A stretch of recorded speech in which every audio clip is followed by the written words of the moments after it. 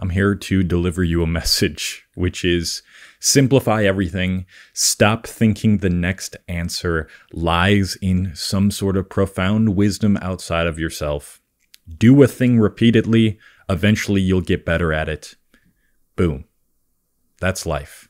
That's how you actually start receiving more of the things that you want. Now, I've been doing the same exact thing regarding work, at least. I don't think you should remain the same person, though I think it's nearly impossible to remain the same person if you do this. I've been doing the exact same work for, how long is it now? Like almost 9 years, this YouTube thing, videos. And I did push myself in an effort to get better at those things at one point when I was starting, and I needed to initially get some beginner advice to understand how to use the tools, how to film in a certain cinematic way, how to engage the right audience, whatever, all this stuff, right? But the majority of the growth that I received from all of this and the majority of the wealth and abundance I now have in my life, it's just from literally showing up and deciding to do the thing more than most people.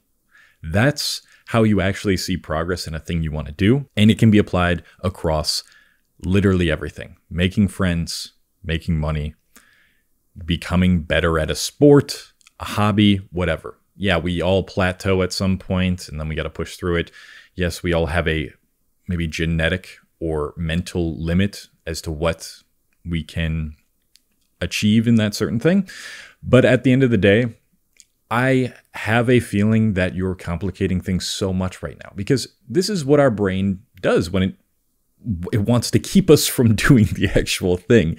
It thinks, oh, because this thing is so difficult to do, because the work is so difficult to do right now, it must be because I don't yet have the answer as to why it's so difficult and as to what would make this thing so much easier. Like there must be something I'm missing here.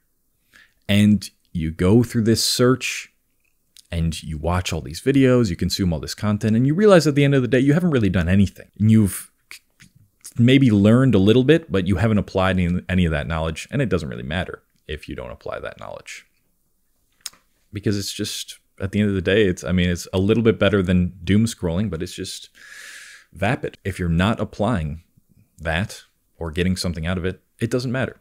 So here's what I had to realize after binge watching so many videos on things I want to do, after trying to progress in a certain thing, after not being able to find meaning in this thing because it doesn't feel the way that it feels when I watch other people do it.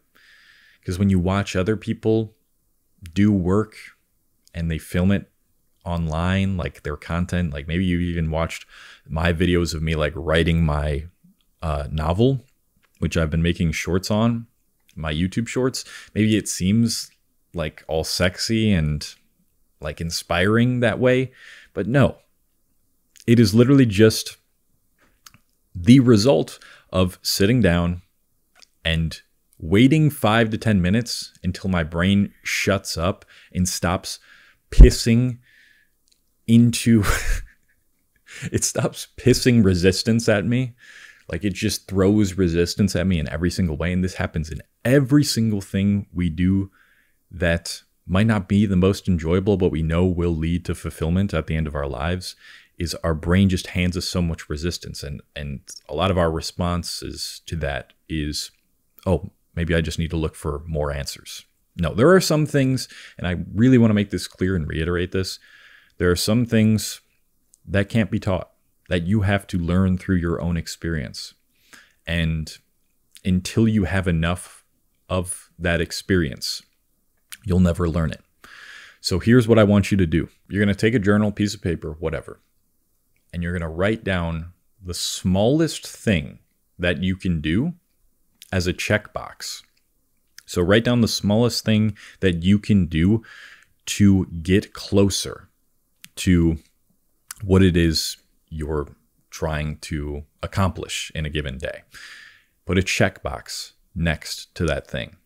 So for instance, writing my novel, that could be literally opening up Google Docs and writing a sentence. So I'll have that as a checkbox. Soon as I do that, I'm marking a check through it. This is called the breadcrumb method.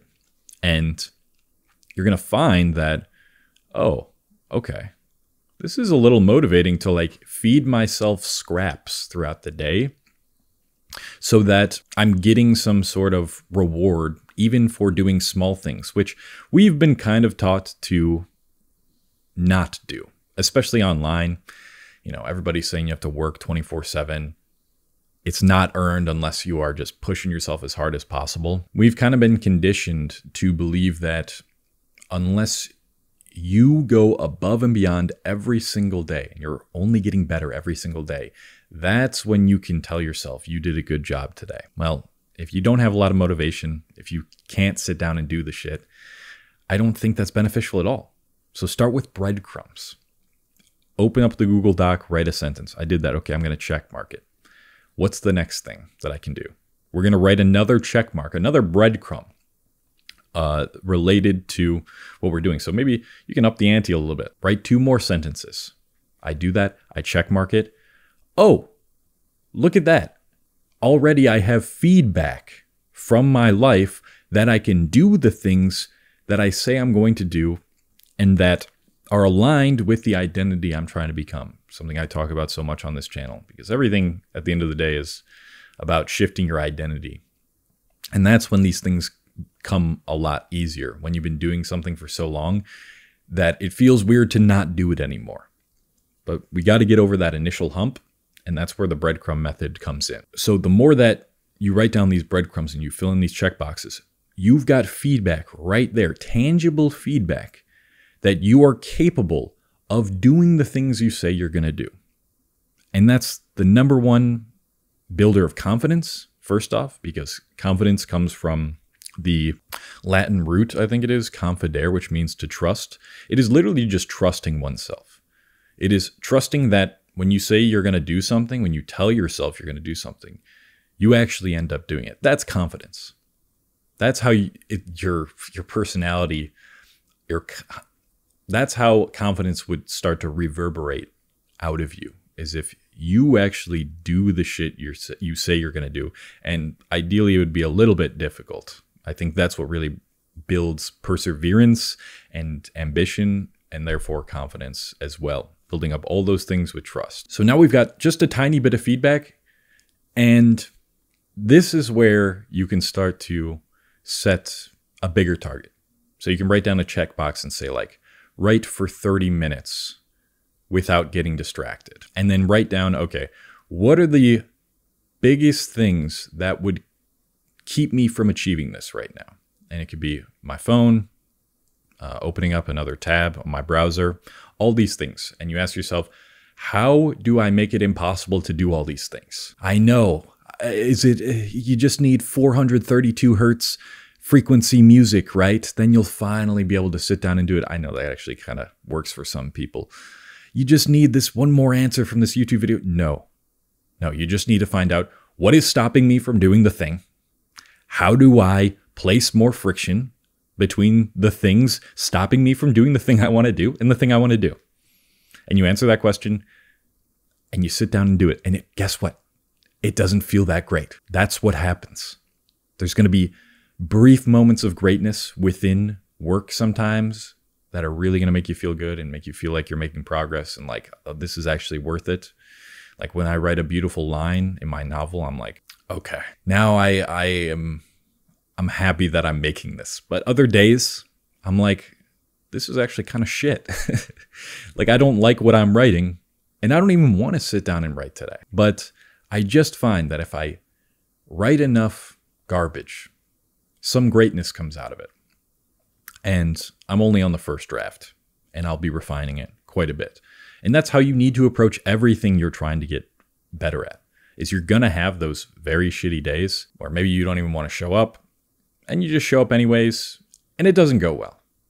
And you failed, and you've not made the progress you want to make. Those sort of days are entirely necessary in order for you to make progress. Let me repeat that. The shitty days where garbage is produced are the most necessary days for progress to occur in the future. Because if you are already showing up on days where crap is being produced, imagine the days where you actually feel good.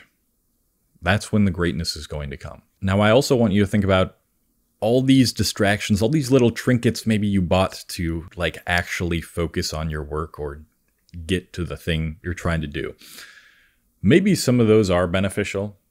For example, if you were to lay out your clothes the night before to try to get yourself to go to the gym so that when you walk by them, you see them and you're like, oh shit, yeah, I'm going to go do this thing because I already put them out. That's helpful.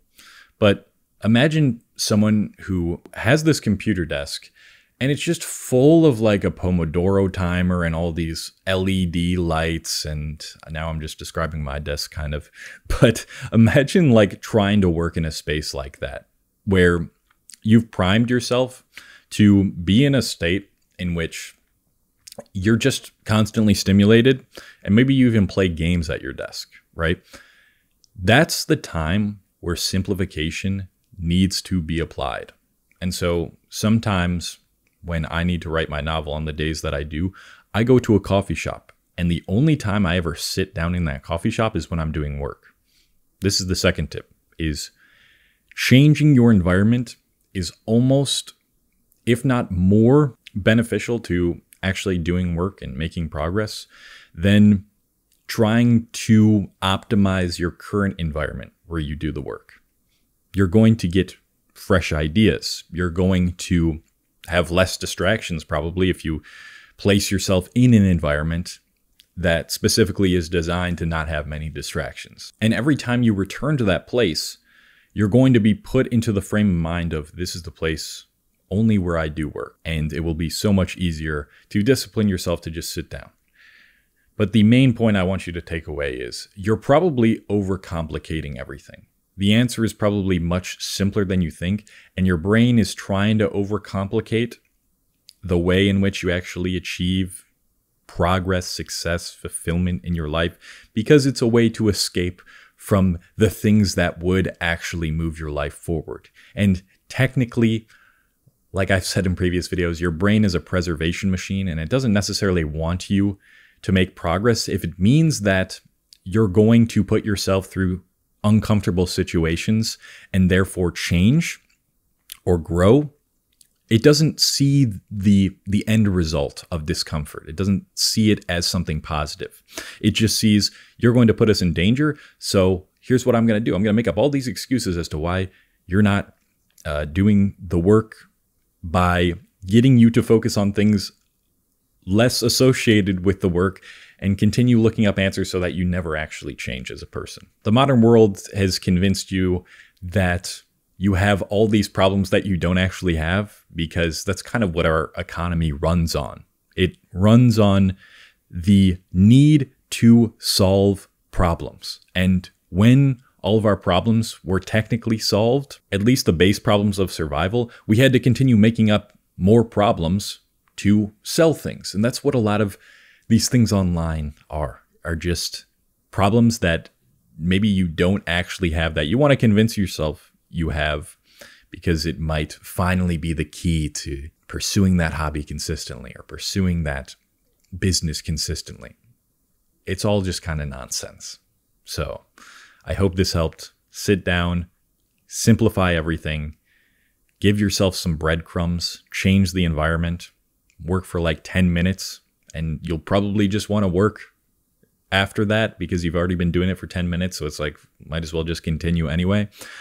And your identity will shift. And then after that, just disciplining yourself and doing the work and showing up, it's not necessarily going to get easier, but it's just going to feel natural. Yeah, I mentioned it a million times in this video that I am writing a novel, and it is about a 21-year-old who is living in a post-pandemic world, our current world, who develops the ability to shift into a parallel reality because he goes through this really tragic loss and it kind of splits his mind. I'm going to be blending self-improvement, sci-fi, fantasy into one book.